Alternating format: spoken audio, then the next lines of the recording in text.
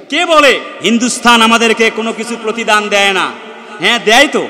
আমরা 500 টন করে ইলিশ দেই, বিনিময়ে তারা, আমি দেখেছিলাম সেই মালদার উপর দিয়ে একটা ব্রিজ, সেই ফারাক্কা ব্রিজ, ফারাক্কা বাঁধ খুলে দিয়ে তারা আমাদেরকে পানি উপহার দেয়। তারা বলতে চায় তোমরা বেশি বেশি করে পানি খাও আর আমাদেরকে বেশি বেশি করে ইলিশ পাঠাও। যারা আল্লাহর কোরআনের তাফসীর মাহফিলে 144 ধারা জারি করেছিল, আল্লাহ তাদের জীবন জিন্দিগিকে চিরতরের জন্য 144 ধারা জারি করে দিতে চায়। কথা বলতে হবে ঠিক কিনা? যারা মানবতা বিরোধী কাজ করে, আল্লাহ তার এই আদালত তৈরি করে তাদেরকে বিচারের আওতায় আনবেন। কথা বলতে হবে ঠিক কিনা? যখন দেখি কোমরের মধ্যে রশি লাগানো হয়, তখন মনে হয় যেন গোটা দুনিয়ার আলেমদের গলায় রশি লাগানো হয়েছে। যখন দেখি একজন আলেমকে জঙ্গি বলা হয়, কে তবলিগ সাতপন্থী আর জুবায়ের পন্থী, কে হেফাজতে ইসলাম, জামাতে ইসলাম, চরমনাই, যখন একজন আলেমের গলায় রশি লাগানো হয়, তখন গোটা দুনিয়ার আলেমদের গলায় রশি লাগানো হয়। যখন একজন আলেমকে রাজাকার বলা হয়, তখন তো আমি মনে করি গোটা দুনিয়ার আলেমদের রাজাকার বলা হয়। আল্লাহ পাকের বক্তব্য আলেমদের গায়ে হাত দেবার সাহস করা যাবে না। তাহলে এমন আগুন জ্বলবে যে আগুন নেভাতে পদ্মা, মেঘনা, যমুনার পানি দিয়েও মুসলমানদের আগুন নেভানো যাবে না, যাবে না, যাবে না। লিল্লাহে তাকবীর। জিজ্ঞেস করতে চাই, এই পরিকল্পনা কার? চিল্লায় বলেন, পরিকল্পনা কার? যেহেতু কামিং সুন আসছে রবিউল আউয়াল, রাসূলুল্লাহর আগমনের মাস, আমরা সেজন্য নতুন আলোচনা রাসূলুল্লাহর জীবনীতে চলে যাব, যদি আল্লাহ তৌফিক দান করেন। চিল্লায় বলি আমিন। সূরাতুল আহজাবের 35 নম্বর আয়াত থেকে আমরা কথা বলতেছিলাম। কত নম্বর পাড়া, আয়াত, পৃষ্ঠা, নাজিলের কারণ, কি জন্য নামকরণ করা হয়েছে, আমরা ডিটেইলস বলেছি। আজকে 5ম নাম্বার পয়েন্ট থেকে কথা শুরু করা যাচ্ছে। আল্লাহ চাহে তো according to the Holi Quran and সুন্নাহ, কোরআন সুন্নার আলোকে বর্তমান সমসাময়িক প্রেক্ষাপট সহ রাসূলুল্লাহর শেখানো হাদিস দ্বারা এবং রাসূলুল্লাহর উপরে যে কোরআন নাজিল হয়েছিল সেই মহান রাব্বে কারীমের বরকতময় সেই কোরআন থেকেও আপনাদেরকে কিছু কথা শোনাবো।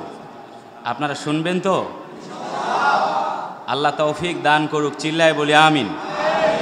আমি আপনাদের সাথে সামথিং কিছু কথা শেয়ার করেছি। যখন প্রথমেই গেস্ট হিসেবে এসেছি, তারপরে আস্তে আস্তে আমি পর্যায়ক্রমে আপনাদের বলতে চেয়েছিলাম যে আমি এখনও কিছু বলি নাই, বলবো ইনশাআল্লাহ তাআলা। এই ভাষাটা আপনাদের মনে আছে কি না? সবাই বলেন না, চিল্লায় বলেন, মনে আছে কি না? শুধুমাত্র বলা চলে 2, 4, 5, সর্বোচ্চ 10% বলেছি, এখনও কিছু বলি নাই। আল্লাহ চাহে তো বলবো ইনশাআল্লাহ তাআলা। আল্লাহ তৌফিক দান করো। চিল্লায় বলি আমিন। এখনও আপনাদেরকে বুঝছি, তবে আমি বিশ্বাস করি এই বড় বাড়ির মাটি ইসলামের ঘাঁটি। এখানে কোরআন থেকে কথা বলতে কোনো দ্বিধাবোধ করা যাবে না, আর কেউ আপত্তি করবে বলে আমি এটাও মনে করি না। ঠিক তো? আরে চিল্লায় বলা লাগবে, ঠিক তো? আল্লাহ কবুল করো, বলছি আমিন। শুরু করা যাচ্ছে। আমরা 5ম নম্বর পয়েন্ট ওয়াসসাবিরিনা ওয়াসসাবিরাত এই জায়গাটায় রেখেছিলাম, যেহেতু সময় শেষ হয়েছিল, সো আমরা আলোচনা ক্লোজ করেছিলাম। তাহলে চলুন সেখান থেকে শুরু করা যাক। আউযু বিল্লাহি মিনাশ শাইতানির রাজিম। বিসমিল্লাহির রাহমানির রাহিম। ওয়াসসাবিরিনা ওয়াসসাবিরাতি ওয়াল খাশিঈনা ওয়াল খাশিআত ওয়াল মুতাসাদ্দিকিনা ওয়াল মুতাসাদ্দিকাতি ওয়াস-সাইমিনা ওয়াস-সাইমাত ইলা আখিরিল আয়াত। আয়াতের বাকি অংশ রয়েছে। আল্লাহ বলছেন ধৈর্যশীল পুরুষ এবং ধৈর্যশীল নারী তাদের জন্য আদাল্লাহু লাহুম আজরুহুম ইনদা রাব্বিহিম, রবের পক্ষ থেকে এই সকল মানুষদের জন্য আল্লাহর পক্ষ থেকে রয়েছে জাযা। সুবহানাল্লাহ বলেন।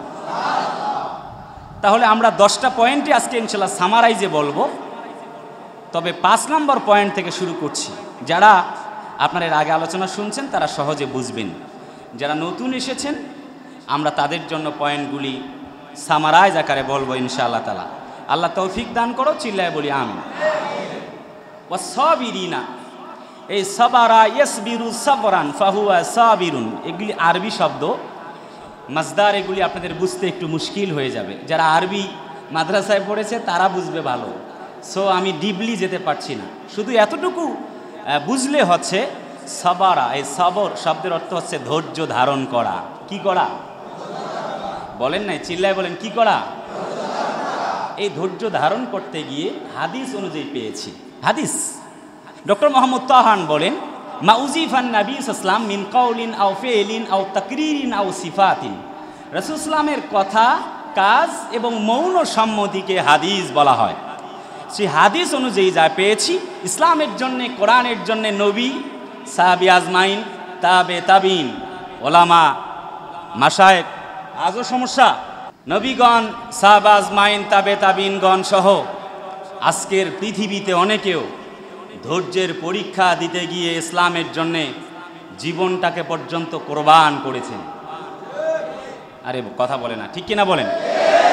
ইমামে আজম আবু হানিফা রাহেমাহুল্লাহ যুগের সর্বশ্রেষ্ঠ মুজাদ্দিদ ছিলেন। এই ধৈর্যের পরীক্ষা দিতে গিয়ে, ইমানের পরীক্ষা দিতে গিয়ে, ইমানের অগ্নি পরীক্ষায় সফল হতে গিয়ে তাকে জেলখানার কুঠরিতে ধুকে ধুকে তাকে হত্যা করা হয়েছে। এর নাম হচ্ছে সবর। সবর শব্দের অর্থ হচ্ছে ধৈর্য ধারণ করা। কোরআনে আল্লাহ তাআলা বলেন, ইসবিরু ওয়াসাবিরু ওয়ারাবিতু ওয়াত্তাকুল্লাহা লাআল্লাকুম তুফলিহুন। জোরে কোন, আরেকটু জোরে কোন আল্লাহু আকবার। তোমরা ধৈর্য ধরো, ধৈর্যের প্রতিযোগিতা করো, আশা করা যায় তাহলে পরে তোমরা সফলতার দ্বার প্রান্তে পৌঁছাতে পারবে। এই বক্তব্য কার? চিল্লায় বলেন কার?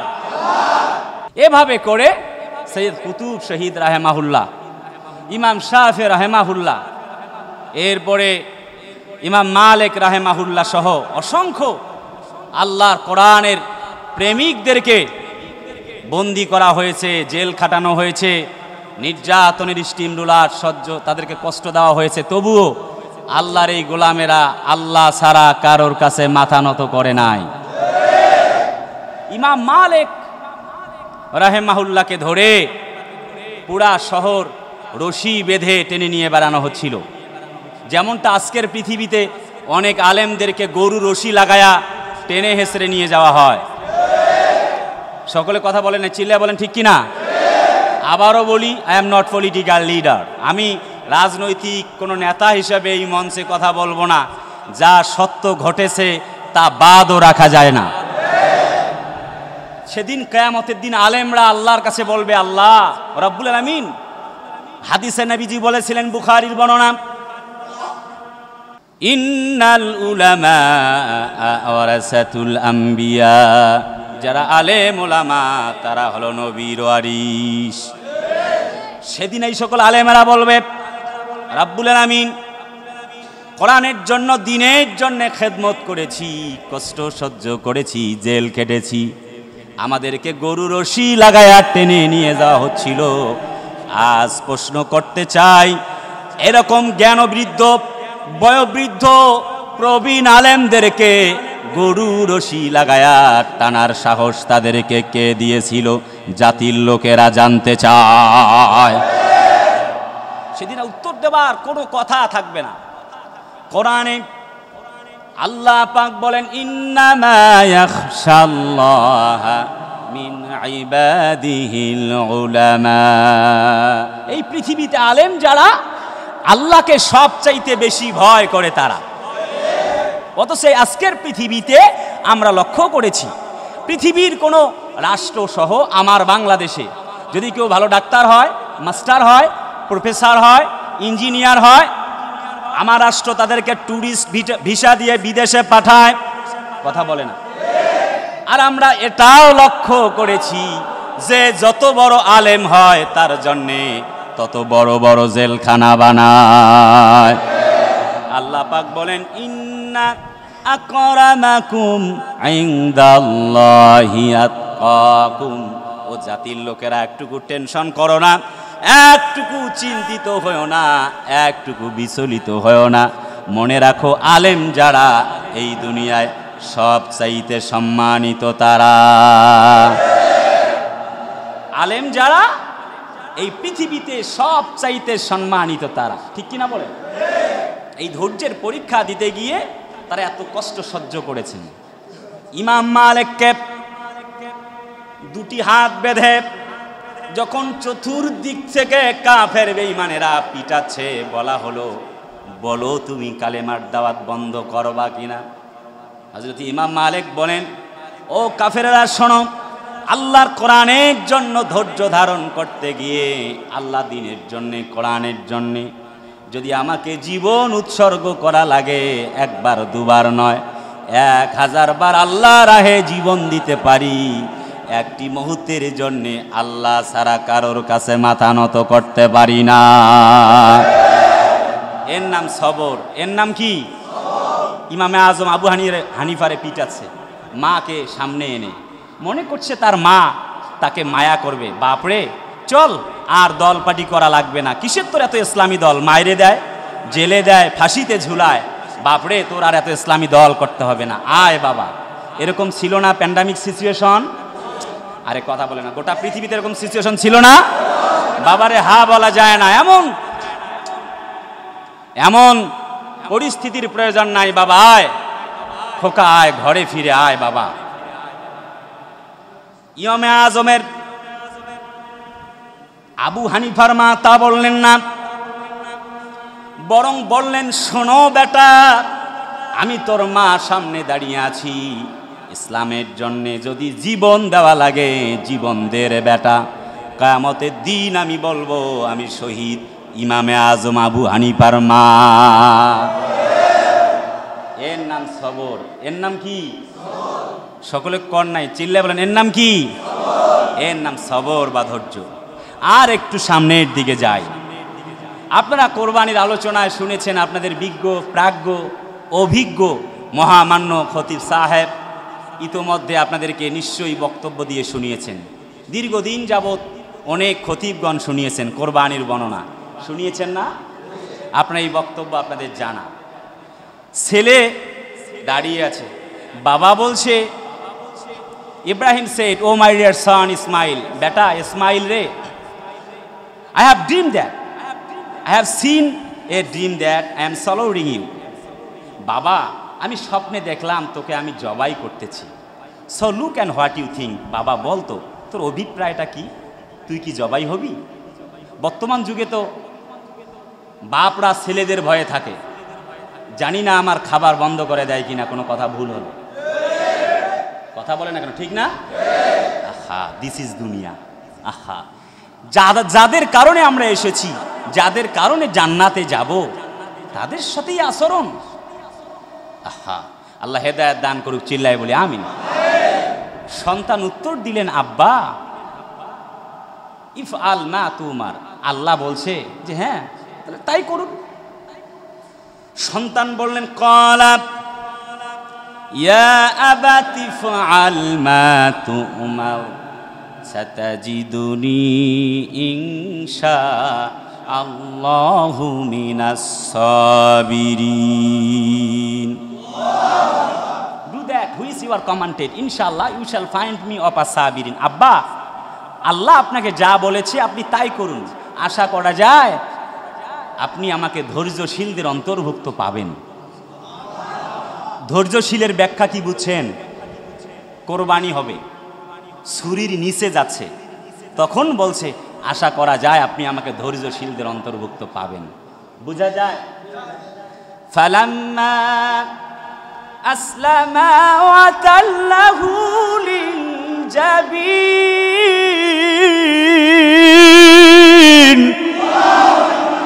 কি মাইকে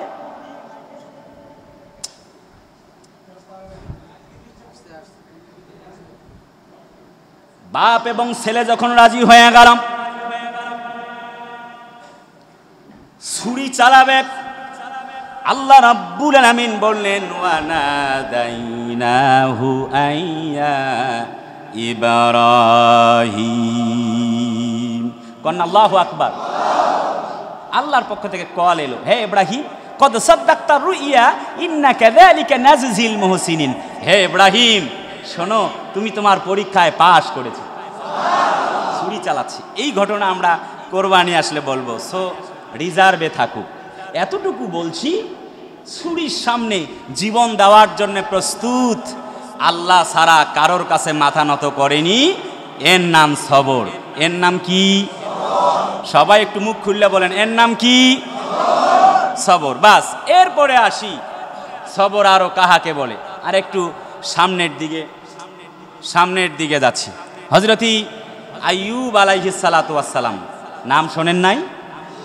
একটু কথা কন না কে, নাম শোনেন নাই? আমি সংক্ষেপ বলছি, সময় ফুরিয়ে যায়, সেজন্য এত অল্প সময় কথা বলা যায় না। তবে আমি বিশ্বাস করি একটি বিপ্লব সৃষ্টি হয়েছে। আমি প্রথম এসে মুসল্লি খুঁজে পাচ্ছিলাম না, 12:40 দিকে আসতো, এখন দেখি 11:30 পরে আপনারা কোরআনের টানে চলে আসেন। এটা আমার আকর্ষণে নয়, এটা আল্লাহর কোরআনের আকর্ষণে। মানুষদেরকে কোরআন থেকে দূরে সরানো যাবে না। কথা বলেন না কেন? যারা আল্লাহর কোরআনের তাফসীর মাহফিলে 144 ধারা জারি করেছিল, আল্লাহ তাদের জীবন জিন্দেগিকে চিরতরের জন্য 144 ধারা জারি করে দিতে চায়। কথা বলতে হবে ঠিক না? কারণ ফয়সালা করছে মানুষেরা না আল্লাহ। চিল্লায় বলো, ফয়সালা করছে কে? সব ফয়সালা কার? আল্লাহ পাকের। শুধু তাই নয়, 70 বছর যখন সুস্থ থাকলেন, 18 বছর রোগ শোকে ভুগতে থাকলেন, পরিস্থিতি বেপরোয়া হয়ে গেল। দুজন ভাই ছিল হযরত আইয়ুবের, চলে গেল, সন্তানাদি চলে গেল, স্ত্রী চলে গেল। 18 বছর যখন হয়ে গেল, স্ত্রী বলে, প্রিয়তম স্বামী আমার, তুমি রবের কাছে প্রার্থনা করো, আল্লাহ তোমাকে সুস্থতা দান করুন। বলে, আল্লাহ তোমার উপরে কি গজব নাজিল করেছে? তোমাকে দয়া করছে না কেন? হযরত আইয়ুব আলাইহিস সালাম বলছেন, স্ত্রী কত বছর সুস্থ ছিলাম বলো? কয় 70 বছর। অসুস্থ আছি কত বছর? কয় মাত্র, কয় যে 18 বছর। কয় যে মাত্র 18 বছর অসুস্থ আছি, কিন্তু 70 বছর তো সুস্থ ছিলাম। সে আল্লাহকে কেমনে ভুলে যাই বলো তো? সুবহানাল্লাহ বলতে ইচ্ছা করে না? সারা শরীরে ঘা, কথা কি বোঝা যায়? এর নাম সবর। একটি পর্যায়ে যখন জিহ্বায় ঘা শুরু হয়ে গেল,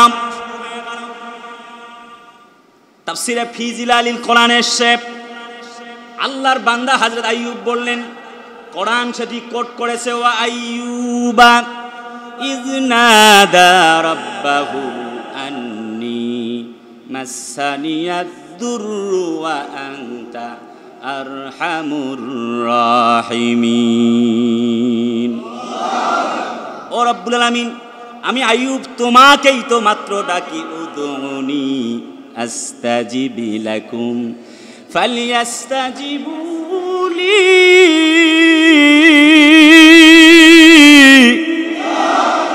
ওয়াল ইউমিনু বি লাআল্লাহুম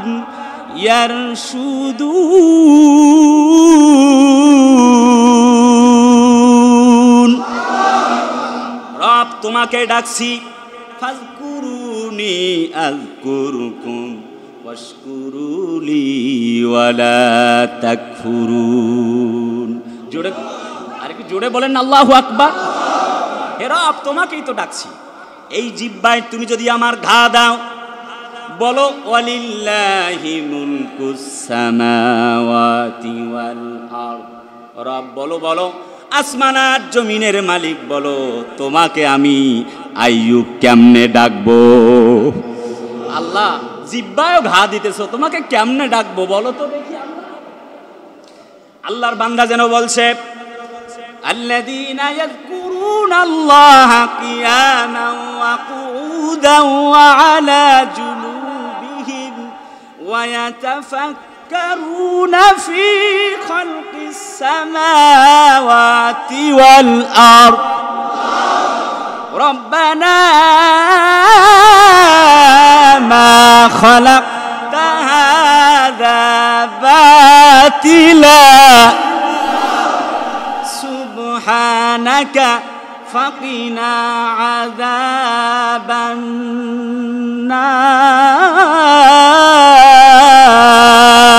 নার। আরেকটু জোরে বলুন আল্লাহু আকবার।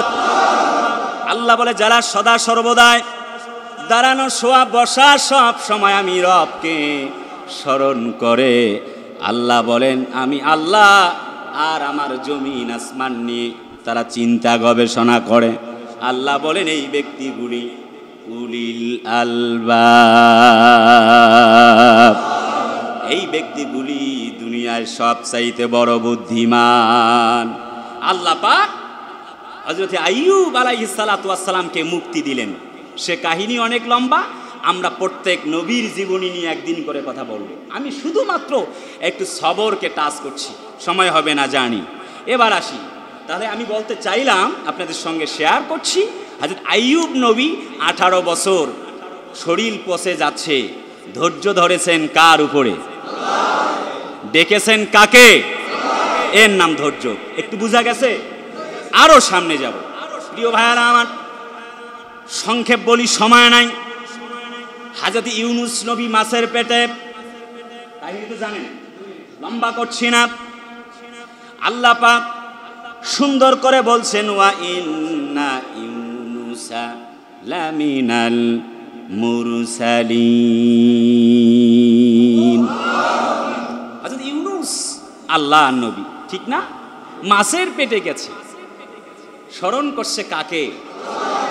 আল্লাহ বলে যাও 40 days ago, 40 দিন পূর্বে তুমি মাছের পেটে আবদ্ধ হয়ে গেলা, পানি নাই, ঘর নাই, বাড়ি নাই, খাবারের ব্যবস্থা নাই। আমি আল্লাহ রব্বুল আলামিন তোমাকে বাঁচায়া রাখলাম একটি কারণে, শুধুমাত্র আমি রব আল্লাহর উপরে সবর আর ভরসা করবার কারণে। ওয়া তাওয়াক্কাল আলাল্লাহ ওয়া কাফা বিল্লাহি ওয়াকিলা। বক্তব্য কার? আল্লাহকে অভিভাবক মানলে আল্লাহ তার অভিভাবক হয়ে যাবে। সুবহানাল্লাহ। অভিভাবক মানতে হবে কাকে? ব্যাস, এর নাম সবর। আর একটু সামনে আসে, হযরত ইউসুফ আলাইহিস সালাতু ওয়াস সালাম। এই কাহিনী যদি আপনাদের বলি, আশা করা যায় ইনশাআল্লাহ ভালো লাগবে। খুব চমকপ্রদ একটি কাহিনী। আমি বলবো, হয়তো 2-3 দিন লাগবে, 2-3 জুমা লাগবে। আমরা খুব শীঘ্রই শুরু করব ইনশাআল্লাহ তাআলা। শুধু একটু সামারাইজ বলি, যদি আল্লাহ তৌফিক দেয় আমি পর্যায়ক্রমে বলবো। এখনও তো নতুন আপনাদের মাঝে, আপনাদের সাথে ভালোবাসা আর সম্প্রীতি একটু বেড়ে উঠুক না, আস্তে আস্তে বলবো ইনশাআল্লাহ তাআলা। রব তুমি কবুল করো, চিল্লায় বলি আমিন। সব কথা বলতে পারি না, বলবো ইনশাআল্লাহ তাআলা। হযরত ইউসুফ নবী যখন জুলাইখা তাকে প্রেমের প্রস্তাব দিলেন, আজও অনেক মেলা চলে, কত মেলা, শিশু মেলা, বাণিজ্য মেলা, এই মেলা সেই মেলা। মেলাতে লেখা আছে শিশু মেলা, গিয়ে আমরা দেখা যায় যে রিপোর্ট করা হয়েছে শিশু মেলায় মানে নারী পুরুষের আগমন। তার মানে শিশু তো নাই, মেলায় চলে গেছে শিশুর খালারা। আরে কথা কয় না, চিল্লায় বলে না, চিল্লায় বলেন ঠিক কিনা? তো আজও এরকম মেলা আয়োজন করা হয়, মেলা আয়োজন করা হয়েছে, সবাই চলে গেছে। হযরত ইউসুফকে গভীর রাতে আবেদন করেছিল প্রেম প্রস্তাব, oh my dear Yusuf, I love you. Hey Yusuf, আমি তোমাকে ভালোবাসি, কুসকুস হুতা হে, মানে উহিব্বুকা, তোমাকে আমি ভালোবাসি। হে ইউসুফ, তোমাকে আমি ভালোবাসি, রেসপন্স মি, তুমি আমাকে রেসপন্স করো, তুমি কি করবে বলো। হযরত ইউসুফ নবীকে যখন প্রস্তাব দেওয়া হয়েছিল, কোরআন বলে ওয়ারাওয়াদাতহুল্লাতী হুয়া ফি বাইতিহা আন নাফসিহি ওয়া গাল্লাকাতিল আবওয়াবা ওয়া ক্বালাত হাইতা লাকা ক্বালা মাআযাল্লাহ। বলছিলাম ইউসুফ নবী যখন তাকে প্রেমের বেড়াজালে ফেলাবার চেষ্টা করা হলো, প্রেমের ফাঁদে, তিনি ধৈর্য ধরেছিলেন কার উপরে? চতুর্দিক থেকে উলঙ্গ বেহায়াপনা ছবি। যখন ইউসুফের মন গলে না, ধৈর্য ধরছে, তখন জুলাইখা শরীরের সমস্ত কাপড় খুলে ফেলেছে। তখনও আল্লাহর বান্দা ধৈর্য ধরেছে। এর নাম সবর। এর নাম কি? ইমানের পরীক্ষা দিতে গিয়ে তার জীবন যৌবনকে আল্লাহর জন্য উৎসর্গ করেছে। ভাইরা আমার, লম্বা করছি না, সময় নাই। তার মানে আমরা আমাদের জীবনের প্রত্যেকটি ক্ষেত্রে এই কাহিনী বললাম কেন? নবী রাসূল সাহাবী আজমাইন তাবে তাইবিনদের মতো আমরাও ধৈর্য ধারণ করব। পারা যাবে? আল্লাহ তৌফিক দান করো, চিল্লায় বলি আমিন। এরপরে কোরআনে আল্লাহ রাব্বুল আলামিন বলছেন ওয়াল খাশিঈনা ওয়াল খাশিআতি ওয়াল মুতাসাদ্দিকিনা ওয়াল মুতাসাদ্দিকাত। জোরে কোন আল্লাহু আকবার। আল্লাহ পাক বলছে জাতির লোকদেরকে আল্লাহ পাক এই কথা বলছে, অনুগতশীল মানে বিনয়, যারা আল্লাহকে ভয় করে এমন পুরুষ এবং নারী। সুবহানাল্লাহ। 7 নম্বর পয়েন্ট হচ্ছে বিনয়, আনুগত্যশীল পুরুষ আর নারী যারা সফল হবে তারা। সুবহানাল্লাহ বলি। আসহাবে কাহাফে, আসহাবে রাকিম নামে আপনারা কাহিনী শুনেছেন। আসহাবুল কাহাফ নামে সূরা কাহাফ নামে একটি সূরায় নাজিল হয়েছে। নবীজি বলছেন, নবীজি বলেন যদি কেউ সূরা কাহাফ তেলাওয়াত করে প্রত্যেক জুমায়, আল্লাহ রাব্বুল আলামিন তাকে কঠিন বিপদের মুখ থেকে বাঁচিয়ে দিবেন। শুধু তাই না, নবীজি আরো বলেন আল্লাহর কোনো বান্দা বান্দি যদি সূরা কাহাফ প্রত্যেক জুমায় তেলাওয়াত করে, আল্লাহ রাব্বুল আলামিন তাকে দাজ্জালের ফিতনা থেকে বাঁচিয়ে দিবেন। এই আসহাবে কাহাফের তাফসীরে বাইজাবিতে আসছে 6 জন যুবক, তাফসীরে ইবনে কাসিরে আসছে 8 জন যুবক, তাফসীরে মারিফুল কোরআনে আসছে 6 জন যুবক। এভারেজ মুফাসসিরিনে কেরামগণ বলেছেন, জমহুরুল উলামাদের মত হচ্ছে 7 জন যুবক আর একটা কুত্তা।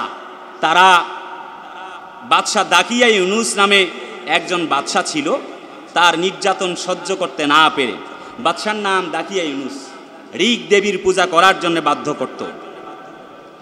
যখন সরকার আদেশ দিল, মানে দাকিয়া ইউনুস, কথা বোঝেন তো, যে আমি একথা নির্দেশ করছি ঋগ দেবীর পূজা করতে হবে, আল্লাহ টাল্লা মানি না, তখন এই 6 জন যুবক একথা ঘোষণা করলো জীবন দিতে পারি, আল্লাহ ছাড়া কারোর কাছে মাথা নত হবে না। তাদের সম্পর্কে কথা আসছে, আল্লাহ পাক বলেছেন নাহনু নাকুসু আলাইকা নাবাহুম বিল হক ইন্নাহুম ফিতিয়াতুন আমানু বিরাব্বিহিম ওয়া জিদনাহুম হুদা। আল্লাহ বলছে আমি তোমাদেরকে একটা ইতিহাস, একটি কাহিনী বর্ণনা করছি, যেটি তোমাদের জন্য আগামীর জন্য তোমাদেরকে প্রত্যাশা জাগাবে, আশা জাগাবে। সুবহানাল্লাহ বলেন। সেটা কি? সংক্ষেপ কথা হচ্ছে, বাদশাহ, জালেম বাদশাহ দাকিয়া ইউনুস যখন ঘোষণা করলো যারা আল্লাহ মানে এই 6 জন যুবককে নিষিদ্ধ করে দাও, আল্লাহ বলে তোমরা দুনিয়ার আদালতে তাদেরকে নিষিদ্ধ করবা, আমি আমার আল্লাহর আদালতে তাদেরকে প্রসিদ্ধ করব। তাদের কর্মকাণ্ড এই জমিনে এমনভাবে ছড়িয়ে দিব, তারা মন্দির পাহারা দিবে, কথা কয় না, বন্যায় দুর্গত মানুষদের পাশে দাঁড়াবে, অগ্নিকাণ্ড আগুন লেগেছে সেখানে সবার আগে তাদেরকে পাওয়া যাবে। ইসলাম ওয়ালারা সবার সামনে এই 6 জন যুবকের উত্তরসূরিরা দাঁড়িয়ে যাবে, চিল্লায় বলতে হবে ঠিক কিনা। আজও আজকের পৃথিবীতে, পৃথিবীর দেশে দেশে তাই লক্ষ্য করা যায়, কথা বলেন ঠিক কিনা। 6 জন যুবক পথ চলতে লাগলেন। কোন তাফসীরে আছে 7 জন যুবক যখন রওনা করেছেন, দেখা গেল একটা কুত্তাও তাদের সাথে সঙ্গ হয়ে নিয়েছেন, সঙ্গী নিয়েছেন। একটি যখন পরিস্থিতি এমন হয়ে গেল, আল্লাহর বান্দা 6 জন যখন যাচ্ছে, কুত্তাও যায়। কিতমির নামে এই কুত্তা যখন তাদের সঙ্গে চলে যায়, কুত্তাকে যখন তারা পিটায়, চামড়া পর্যন্ত ছিঁড়ে যায়, কুত্তার জবান খুলে গেল। কুত্তা বলে, জীবন দিতে পারি একটি মুহূর্তের জন্যে, আল্লাহ ছাড়া কারোর কাছে মাথা নত করতে পারি না। জোরে কোন আল্লাহু আকবার। এর নাম ঈমান। এর নাম কি? 6 জন যুবক রওনা করেছেন। কোন তাফসীর আসছে 7 জন, যাই হোক আর কি। কোরআনে আল্লাহ বলছেন, ক্বালু রব্বানা আতিনা মিন লাদুনকা রাহমাতাও ওয়া হাইয়্যি লানা মিন আমরিনা রাশাদা। বলুন আল্লাহু আকবার।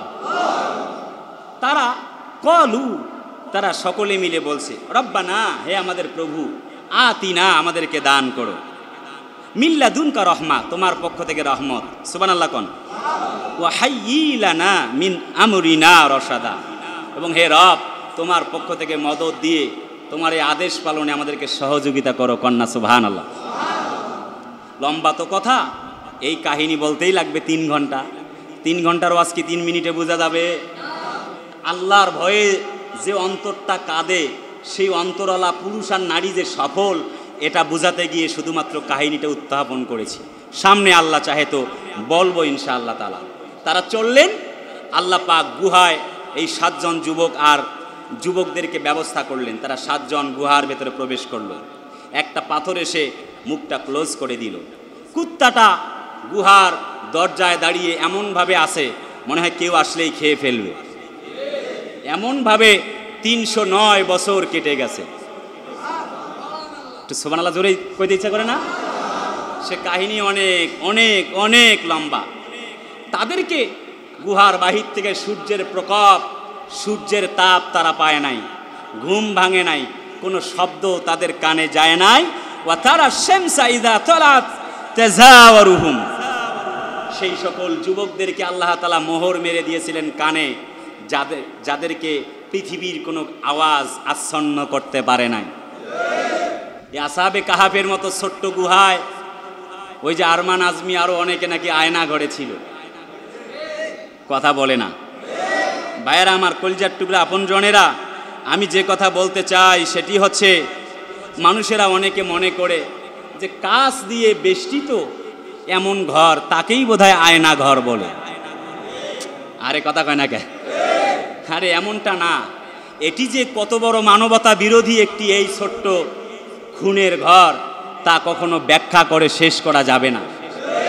যুগের পর যুগ আহারে কত মানুষ প্রাণ দিয়েছে, পড়ে সেখানে শুটকি হয়েছে না খেতে খেতে।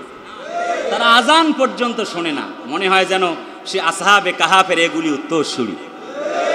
কোনো অপরাধ নাই, শুধুমাত্র আল্লাহর কোরআনের পক্ষে থাকার কারণে তাদের এহেন পরিস্থিতি হয়েছিল। কথা বলতে হবে, ঠিক কিনা?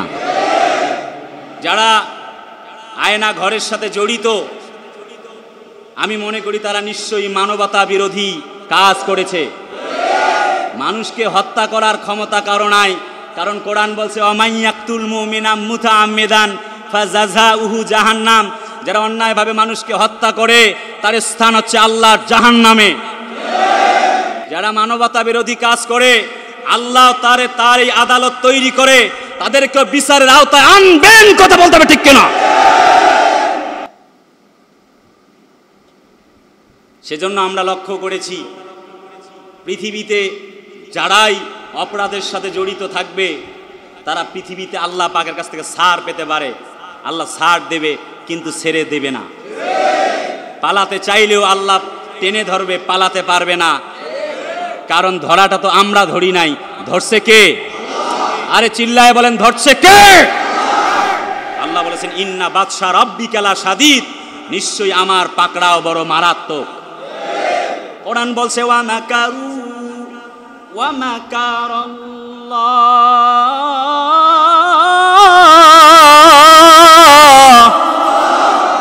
ওয়াল্লাহু খায়রুল মাকিরিন।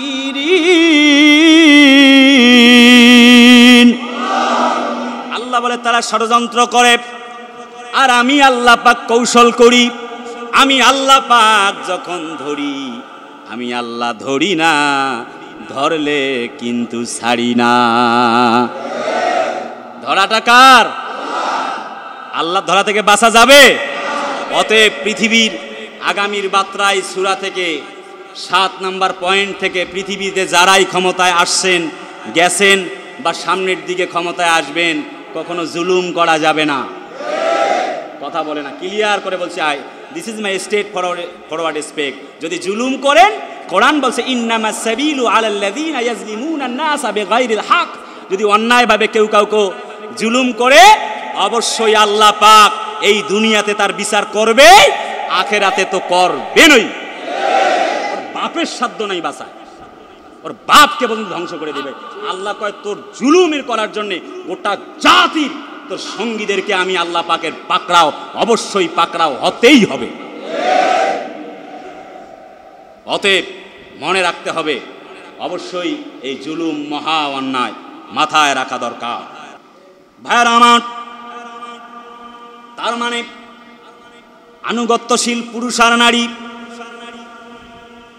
তারা কেমন আর একটু ব্যাখ্যা বিশ্লেষণ করছি।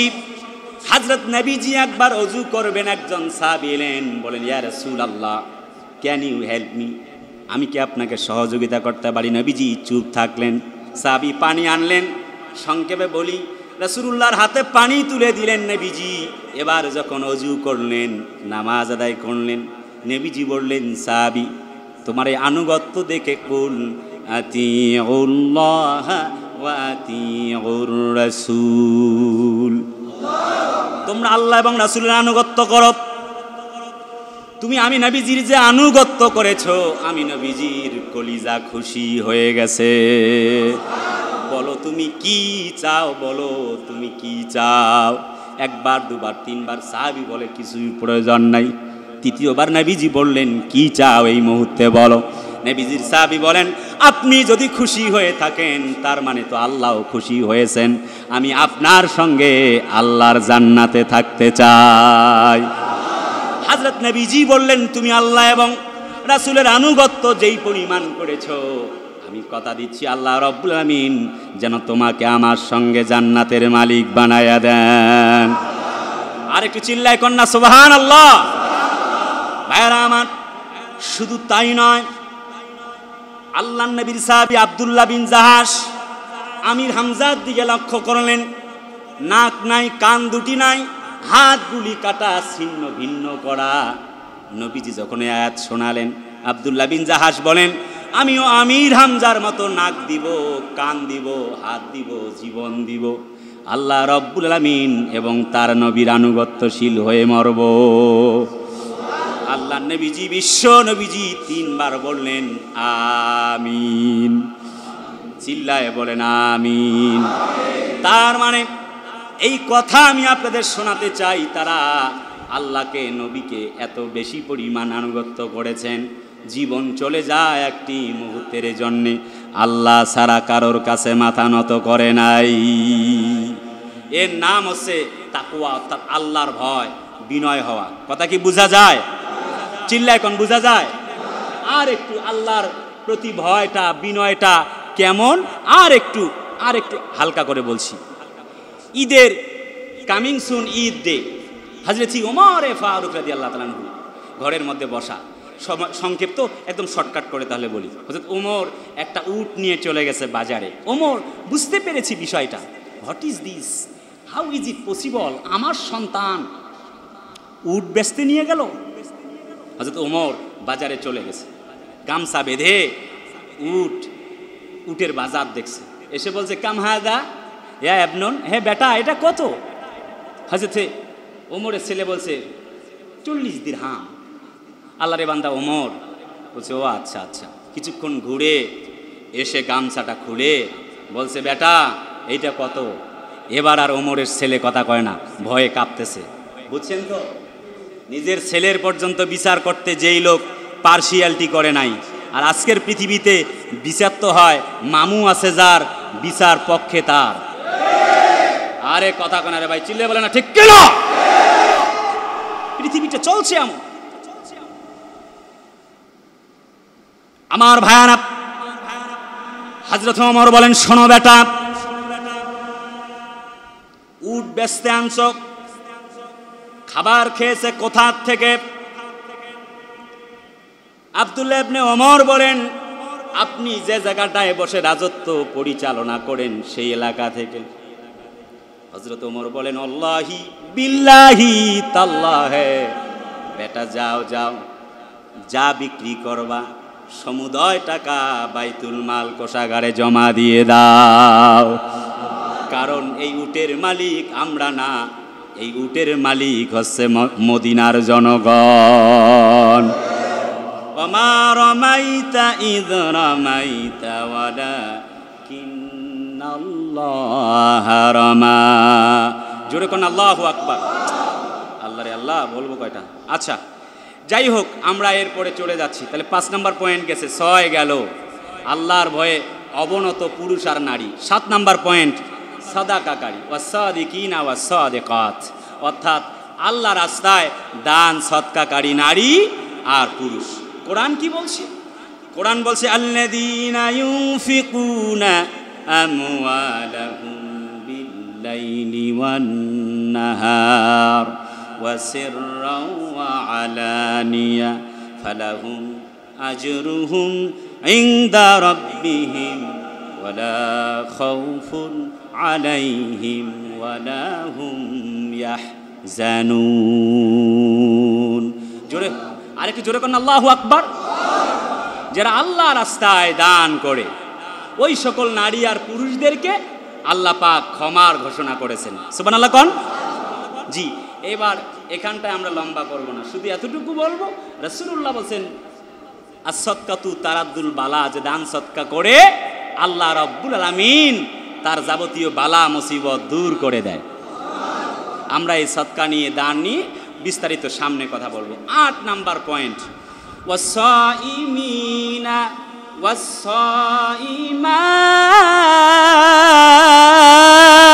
ওয়াসাইমাত,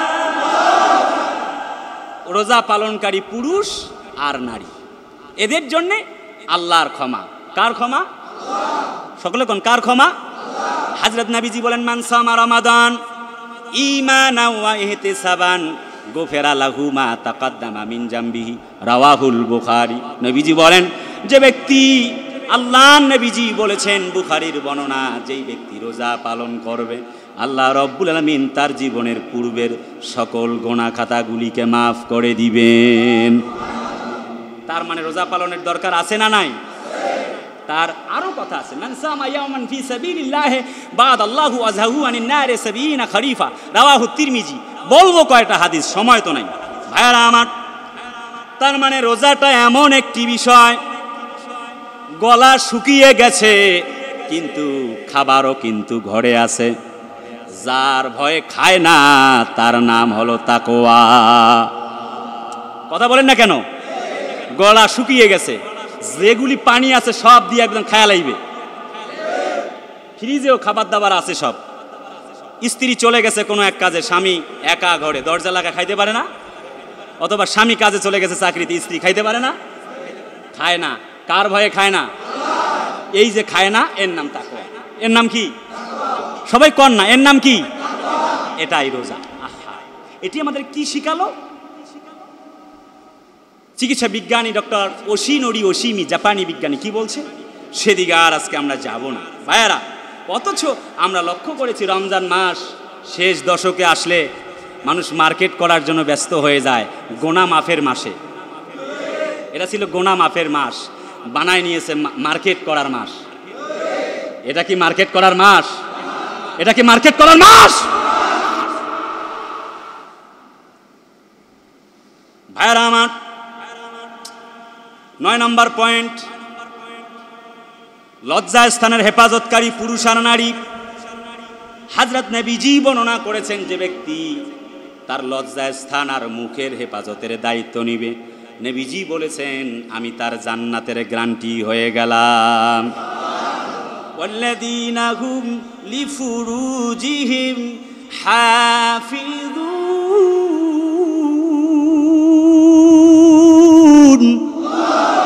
নবীজি বলেছেন পুরুষ আর নারীদেরকে নিজেদের লজ্জা স্থানের যারা হেফাজত করে, কদ আফলাহাল মুমিনুন, ওই সকল ব্যক্তিগুলি সফল কাম হয়ে গেছে। জোরে কন্যা সুবহানাল্লাহ। 10 নম্বর পয়েন্ট, ওয়াযাকিরিনা ওয়াযাকিরাত। 10 নম্বর পয়েন্ট, আল্লাহকে অধিক স্মরণকারী পুরুষ আর নারী এরা সফল কাম, অর্থাৎ আল্লাহর ক্ষমা পেয়ে গেছে। সুবহানাল্লাহ জোরে করে ইচ্ছা করে না? তাদের জন্য এই যে 10টা পয়েন্ট বললাম, তাদের জন্য আল্লাহর পক্ষ থেকে কি পুরস্কার রয়েছে আমরা সেটি জানব। 1 নাম্বার পুরস্কার ক্ষমা, 2 নাম্বার পুরস্কার আল্লাহর জান্নাত। সুবহানাল্লাহ জোরে জোরে করে ইচ্ছা করে না? এই যে আল্লাহর স্মরণ, এই পয়েন্টটা লাগবে কমপক্ষে 24 ঘন্টা। কয় ঘন্টা? আল্লাহর স্মরণটা তো 24 ঘন্টায় করি, এই বয়ান শেষ করতে টাইম লাগবে 24 ঘন্টা মিনিমাম। বলছি সময় নাই, যারা শুরু এবং শেষ পর্যন্ত ছিলেন সামারাইজ বলছি। ইন্নাল মুসলিমিনা ওয়াল মুসলিমাত, অর্থাৎ ইসলামী রাষ্ট্র গঠনে সফলতার শীর্ষ পর্যায়ে যারা, তাদের 10টা গুণ থাকবে। আমরা বলেছিলাম 1 নাম্বার মুসলমান পুরুষ আর নারী, 2 নাম্বার ওয়াল মুমিনিনা ওয়াল মুমিনাত, মুসলিম মুমিন নর আর নারী। 3 নাম্বার ওয়াল কানিতিনা ওয়াল কানিতাত, আল্লাহর জন্য নিবেদিত নর আর নারী। 4 নাম্বার সত্যবাদী পুরুষ আর নারী। 5 নাম্বার আল্লাহর ভয়ে অনুতপ্ত, আল্লাহকে যারা ভীত সন্ত্রস্ত অবস্থায় পেয়েছে এমন নর আর নারী। 6 নাম্বার ওয়াল মুতাসাদ্দিকিনা ওয়াল মুতাসাদ্দিকাত, সত্যবাদী পুরুষ আর সত্যবাদী নারী, সত্যবাদিনী নারী। এরপরে 7 নাম্বার ওয়াসাইমিনা ওয়াসাইমাত, রোজাদার পুরুষ আর নারী। এরপরে 8 নাম্বার লজ্জা স্থানের হেফাজতকারী নারী আর পুরুষ আর নারী। এরপরে ওয়াযাকিরিনা ওয়াযাকিরাত, আল্লাহ পাকের বক্তব্য অনুযায়ী আল্লাহ পাকের শেষ সেই ব্যক্তি মুমিন পুরুষ আর নারী ক্ষমা যারা পেয়েছে, যারা আল্লাহকে সবচেয়ে বেশি স্মরণ করেছে।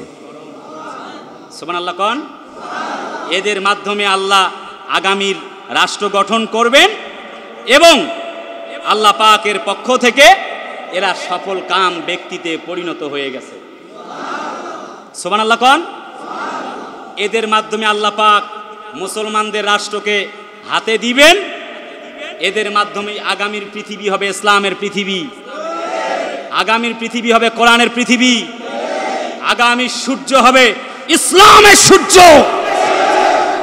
কোন ষড়যন্ত্র করে ইসলামকে দমানো যাবে না, যাবে না, যাবে না, কথা বলতে হবে ঠিক কিনা? এই 10টা গুণ আমাদের যেন থাকে, আল্লাহ পাক তৌফিক দান করুক, চিল্লায় বলি আমিন। আমি লক্ষ্য করেছি এই মুমিন পুরুষ আর নারী যারা, আল্লাহ পাকের মুসলিম বান্দার বান্দি যারা তামাম পৃথিবীতে বাধাগ্রস্ত হয় তারা। আপনারা দেখেছেন এই তো গত রমজানে ইফতার মাহফিলে বাধা হয়েছিল ঢাকা বিশ্ববিদ্যালয়ের মতো বাংলাদেশের স্যার সলিমুল্লাহর মুসলমানদের দানকৃত ভূমি ঢাকা বিশ্ববিদ্যালয়ে ইফতার মাহফিলে বাধা হয়েছিল না, যেটা পত্রিকার নিউজ তাই বলছি। দল আর মতকে ক্ষমতায় আসলো আর গেল সেটি আমার দেখবার বিষয় নয়। এই মসজিদের মেম্বার থেকে রাসূলুল্লাহ হক কথা বলেছেন, আমাকেও হক কথা বলতেই হবে, তাতে চাকরি থাক আর যাক। কথা বলে না কেন? জোরে বলেন ঠিক কিনা? তাফসীর প্রোগ্রামগুলিতে যাই 30, 35, 40 হাজার টাকা এমনি হাদিয়া পকেটে ঢুকায় দেয়, চাইও না, ঠিক না? ইমামতি যদি না থাকে আল্লাহ কি না খাওয়ায় মারবে? আরে চিল্লায় বলেন, আল্লাহ কি না খাওয়ায় মারবে? এই মেম্বারে আসি যতক্ষণ কোরআন থেকে হক কথা বলবো ততক্ষণ। কলিজার টুকরা ভাইয়ারা আমার, যেটি বলতে চাই, ইফতার মাহফিলে কোরআন শরীফ তেলাওয়াত করছিল, যেই অধ্যাপক সাহেব বাধা দিয়েছিল সেই অধ্যাপকের সামনেই গত সপ্তাহে তার অফিসেই কোরআন তেলাওয়াত হয়েছে। ছাত্র জনতার তোপের মুখে আন্দোলনে তাকে পদত্যাগ করতে বাধ্য করা হয়েছে। এটা আমাদের পক্ষে সম্ভব হয় নাই। ফয়সালাটা কার? চিল্লাই বলে না কার? আল্লাহ বলে আমাকারু আমাকার আল্লাহ আল্লাহু খায়রুল মাকিরিন, তুমি আমার কোরআন বন্ধ করবা, আমি তোমার কণ্ঠকে বন্ধ করে দেব।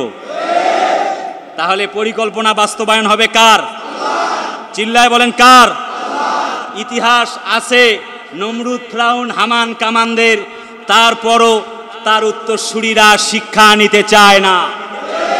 কোরআন বলছে ওয়াকুল জাআল হাক্কু ওয়া যাহাকাল বাতিল ইন্নাল বাতিলা কানা যাহুকা। জোরে কন্ত আল্লাহু আকবার। আল্লাহ কয় সত্য এসেছে, মানে কোরআন এসেছে, ইসলাম ওয়ালারা এসেছে, আর মিথ্যা বিলুপ্ত হয়ে গেছে। আর আল্লাহ বলে মিথ্যা বিলুপ্ত হবারই কথা বলে না কেন? যে যতই পরিকল্পনা সাজানো হোক, আল্লাহ বলে সেকেন্ডের ভেতরে সব ধূলিসাৎ করে দিব। পরিকল্পনা কার? অতএব একমাত্র ভরসা হবে কার? আল্লাহ পাকের উপরে। কলিজার দিনী ভাইয়ারা, যেই কথাটি না বললে নয়, সমাপনী মন্তব্যে আপনাদের সাথে শেয়ার করছি, সেটি হলো তামাম পৃথিবীতে ইসলামের পক্ষে, কোরআনের পক্ষে যখন কোরআন তেলাওয়াত হয়েছে, ঢাকা বিশ্ববিদ্যালয় সহ কতবার যে কোরআনের পথে বাধা পেয়েছি, মাহফিলের মঞ্চ ছেড়ে নামতে বাধ্য হয়েছি। মঞ্চে উঠতে হবে বলছে হুজুর অনুমতি নাই। কথা বলে না ঠিক কিনা? আর কখনো অনুমতি নেবার প্রয়োজন নাই। এই খেলা কার? যখন লক্ষ্য করেছি একজন কোরআনওয়ালা শাইখুল হাদিস ইবনে শাইখুল হাদিস বাঘের মতো গর্জন দিয়ে কথা বলে, মোহাম্মদপুরের মাদ্রাসায় টিচ দেয়, যখন দেখি এক কোরআনের পাখিকে যখন হ্যান্ডকাপ লাগায় নিয়ে যাওয়া হয়, যখন দেখি কোরআনওয়ালা মুফাসসিরদের যখন দেখি কোমরের মধ্যে রশি লাগানো হয়, তখন মনে হয় যেন গোটা দুনিয়ার আলেমদের গলায় রশি লাগানো হয়েছে। যখন দেখি একজন আলেমকে জঙ্গি বলা হয়, কে তবলিগ সাতপন্থী আর জুবায়েরপন্থী, কে হেফাজতে ইসলাম, জামাতে ইসলাম চরমনাই, যখন একজন আলেমের গলায় রশি লাগানো হয়, তখন গোটা দুনিয়ার আলেমদের গলায় রশি লাগানো হয়। যখন একজন আলেমকে রাজাকার বলা হয়, তখন তো আমি মনে করি গোটা দুনিয়ার আলেমদের রাজাকার বলা হয়। আল্লাহ পাকের বক্তব্য, আলেমদের গায়ে হাত দেবার সাহস করা যাবে না, তাহলে এমন আগুন জ্বলবে যে আগুন নেভাতে পদ্মা, মেঘনা, যমুনার পানি দিয়েও মুসলমানদের আগুন নেভানো যাবে না, যাবে না, যাবে না। লিল্লাহে তাকবীর। জিজ্ঞেস করতে চাই, এই পরিকল্পনা কার? চিল্লায় বলেন পরিকল্পনা কার? ভাইয়েরা আমার, আল্লাহ পাকের একটি পরিকল্পনা। শেষ কথা শেয়ার করছি, বন্যা কবলিত এলাকা ফেনী মানুষদের এই মুহূর্তে সিচুয়েশন দেখে দুটি কথা না বললে বড় কষ্ট হয়ে যাবে। আপনারা আছেন না নাই? আছেন না নাই? সেই আমরা দেখেছি ফেনীর মাটিতে, নোয়াখালী, লক্ষ্মীপুর, ওই সকল অঞ্চলে পানিতে ডুবে গেছে ঘর বাড়ি সব। সর্বস্বটুকুন যা ছিল সব হারিয়ে তারা মানবেতর জীবনযাপন করছে। হেলিকপ্টার দিয়ে বিভিন্ন ছাত্র সংগঠন, বিভিন্ন ইসলামী দলেরা তারা চলে গেছে। আমরা দেখেছি এর আগেও সিলেটে বন্যা হয়েছিল, অনেকে হেলিকপ্টার দিয়ে ঘুরে দেখেছে, আর অনেক কোরআনওয়ালারা পানিতে নেমে নেমে তাদেরকে খাবার পরিবেশন করেছে। কথা বলা লাগবে ঠিক কিনা? ইতিপূর্বে আমরা দেখেছি অগ্নিকাণ্ড হয়েছিল চট্টগ্রামের সীতাকুণ্ডে, এরপরে ঢাকার বঙ্গবাজারে আমরা দেখেছি আলেমরা গিয়ে সবার আগে দাঁড়িয়ে গেছে। সেই বানভাসী মানুষদের কষ্ট বুঝতে হলে হেলিকপ্টার থেকে হবে না, পানিতে নামতে হবে। আমরা গত বছর লক্ষ্য করেছিলাম, এ বছরও লক্ষ্য করছি আলেমরা গিয়ে সালাম দিচ্ছে, কিছু খাবার তোহফা নিয়ে গেছে। আমিও আপনাদেরকে অনুরোধ করছি, যার যার স্থান থেকে এগিয়ে আসতে হবে। আমরা আলেমরা একটা টিম যাব। আজ বন্যার প্রকোপে জনজীবন আজ বিচ্ছিন্ন, সেই এলাকায় ইন্টারনেট বন্ধ। কি পরিস্থিতি হয়েছে ইন্টারনেটে আপনারা দেখছেন না? আরে কথা বলেন না, দেখছেন না? কে বলে হিন্দুস্তান আমাদেরকে কোনো কিছু প্রতিদান দেয় না? হ্যাঁ দেয় তো। আমরা 500 টন করে ইলিশ দেই, বিনিময়ে তারা, আমি দেখেছিলাম সেই মালদার উপর দিয়ে একটা ব্রিজ, সেই ফারাক্কা বাঁধ খুলে দিয়ে তারা আমাদেরকে পানি উপহার দেয়। তারা বলতে চায় তোমরা বেশি বেশি করে পানি খাও আর আমাদেরকে বেশি বেশি করে ইলিশ পাঠাও। কথা কয় না? আল্লাহর কসম, আমি ভারত বিরোধী নই। আমরা পানিতে ভাসতেছি জন্যে দুটি কথা বলতেই হচ্ছে, কথা বলতে হবে। আমি যেটি বলতে চাই সেটি হচ্ছে, প্রতিবেশী যদি ভালো হয় কপাল ভালো, প্রতিবেশী যদি খারাপ হয় তাহলে কপাল খারাপ আছে। প্রতিবেশী বড় ভয়ঙ্কর জিনিস, যদি টাউট হয় তাহলে জনজীবন বিচ্ছিন্ন হয়ে যায়। আমি এবং আমরা আশা করি পার্শ্ববর্তী দেশ, আমাদের বন্ধু রাষ্ট্র, তারা আমাদেরকে সহযোগিতার হাত বাড়িয়ে দিবে। তা না করে বরং উল্টা তারা আমাদেরকে ষড়যন্ত্রের জাল বুনে আমাদেরকে ধ্বংস করতে চায়। কথা বলতে হবে, ঠিক কিনা? আমি যে কথাটা বলতে চাই, আমরা তাদেরকে ট্রানজিট দিয়েছি, আমরা ইলিশ পাঠাই, আমরা হিন্দু ভাইদেরকে সহযোগিতার ভালোবাসা, সহমর্মিতামূলক সম্প্রীতির ভালোবাসা দিয়ে তাদেরকে আগলে রাখি। আমি ভারতের গুজরাট, মেঘালয়, আসাম রাজ্য, মালদা, এরপরে হচ্ছে শিয়ালদা, তারপরে হচ্ছে কুচবিহার, দিনহাটা, শিলিগুড়ি, জলপাইগুড়ি, হাওড়া জেলা, হুগলি জেলায় গিয়েছিলাম। আমি দেখেছি সেখানকার পরিস্থিতি কি, মুসলমানদেরকে কেটে কেটে টুকরা টুকরা করা হয়। আমরা তো বাংলার জমিনে তা করিনি, কিন্তু প্রতিশোধের দাবানল জ্বালিয়ে মুসলমানদেরকে বাংলার জমিন থেকে মেরে তারা পানিতে আমাদেরকে মারতে চায়। আমি বলতে চাই, যে ট্রানজিট আমরা দিয়েছি, যদি ভারত আমাদেরকে অসহনীয় এই যন্ত্রণা থেকে মুক্ত দিতে না পারে, তাহলে বাংলার এই জমিন দিয়ে ভারতের কোনো গাড়ির চাকা বাংলার জমিন দিয়ে ঘুরতে দেওয়া হবে না, হবে না, হবে না। এই পক্ষে কারা কারা রাজি? দুহাত তুলে আল্লাহকে দেখাও। নারে তাকবীর।